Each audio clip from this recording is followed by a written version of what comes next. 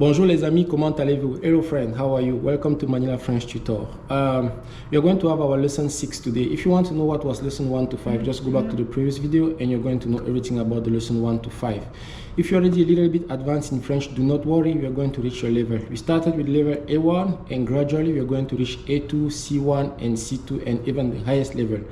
If you have a question that you want to address, you can leave it in comment and I'm going to have another video around the question that you have raised, or maybe you can connect directly with me if you want a private class or any of our tutor in Manila French Tutor. Today in our lesson 6, we are going to talk about feminine and masculine in French. It's a very important topic in French. It's a very important grammatical concept in the French language. In English, it doesn't have that much space. I mean, it's not so important, masculine and feminine. It's not so important, but in French, almost everything should be classified either in masculine or feminine. An example, if I say he is tall, I can also say she is tall and nothing will change. Tall will always be written the same way. You will just know that it's a girl because I'm going to say she, and you will know that it's a male because I'm going to say he. While in French, if I say il est grand, that's for male, and for female it's going to be elle est grande. So you see that not only the pronoun will change, but the adjective also will change. So that's what we're going to talk about today. And it's very big. I'm going to just try to get some major key point. And as we are going to add some exception. So basically in French, whenever an adjective should be feminine, one of the common things that we'll always see is E at the end. Doesn't mean that all the adjectives with an E at the end are feminine, but most of the adjectives that will end with an E, it's feminine. In opposition to that, most of the adjectives that will not end with an E at the end, it's masculine or are masculine adjective. Now, it doesn't mean also that all the adjectives that will not end with an E are masculine, but the big majority where you are not going to see an E at the end is masculine. Let's go straight to some example. If I say, he is tall, il est grand. Grand here, you see that there is no E at the end. Grand being the adjective means tall. If I was saying that about a female, she is tall, it's going to be elle est grande. And yes, you're going to have that pronunciation that's going to be de. Make it clear that it's a female, right? And you see that I'm adding an E at the end of my sentence. That's mark the feminine part. So not only the pronoun has changed, but the adjective also has changed by adding an E. If I say, for example, il est français, he's French. Normally, you see how I'm writing it, il est français, there is no E at the end. But if it's a female, I'm going to say, elle est française.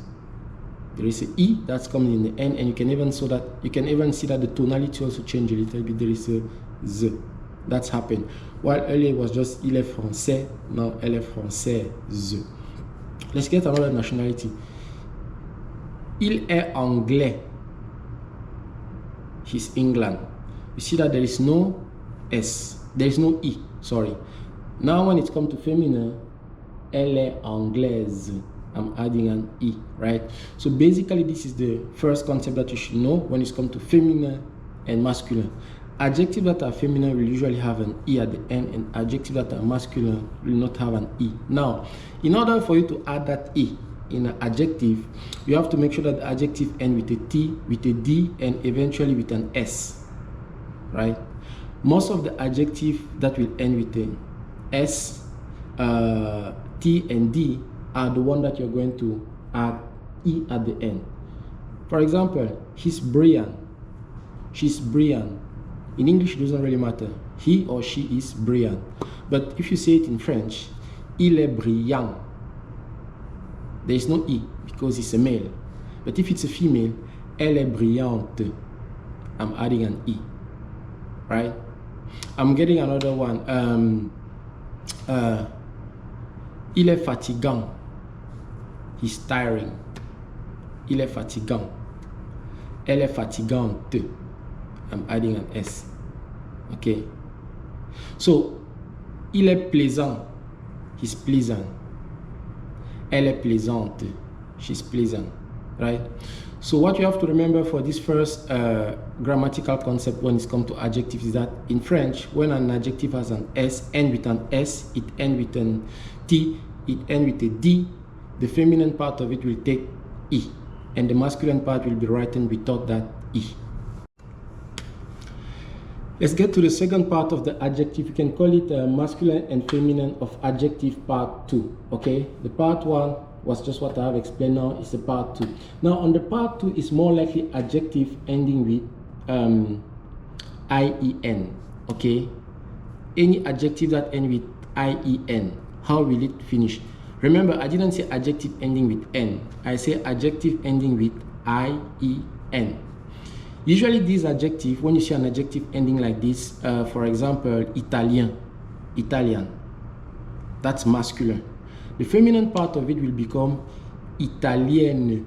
You will add another N and E. So it's going to be IENNE.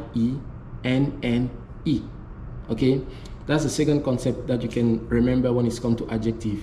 Most of the adjectives that end with IEN are masculine. And if you want to turn it to feminine, it becomes IENNE. So you add another N and then you add another E. Typically example, typical example is going to be Italien, informaticien and informatician, informaticienne, vegetarian. The female will be vegetarian. Okay, so you see that most of the adjectives that you can think of that end with IEN, the feminine part of it become NE. Now, how about those adjectives that totally change when it's come to masculine? Yes, when I say totally change, is that it's not anymore just add an E at the end or just add a NE at the end.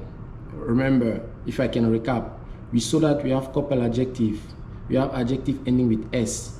We have adjective ending with T. We have adjective ending with D. These adjectives, you just add an E at the end and it's already feminine. We have adjective ending with IEN. You just add an NE and it's already feminine, right? Now, we also have adjectives that totally change. You're not just adding some letter, but the whole word itself will change. For example, beau, right? For beau, the feminine of that will become belle. Beau is beautiful. Beau is beautiful, and then belle is also beautiful. We have couple vieux, old, right? Old, the feminine part of it, it's vieille, right? So we're going to say vieux. Feminine part is going to be vieille. We have, I'm trying to think of blanc, the color, blanc. The feminine part of it is blanche, right? So we also have some adjective like that in French where the feminine part will totally change. It's not just going to be a matter of I'm adding an E, I'm adding an NE, but it's going to really be changing the whole word itself. And these are pretty much exception, right? These are particular case. But what you can remember here, to just recap the part 1 and part 2, is that adjective usually end with the E. And for it to end with the E, it should be ending with S first in the masculine form, with a T in the masculine form, or with a D. To that, you just add an EEE at every time that you're going to see any of these 3 letters, and then you already have a feminine adjective, right? Of course, feminine given that the pronoun is feminine or the subject is feminine.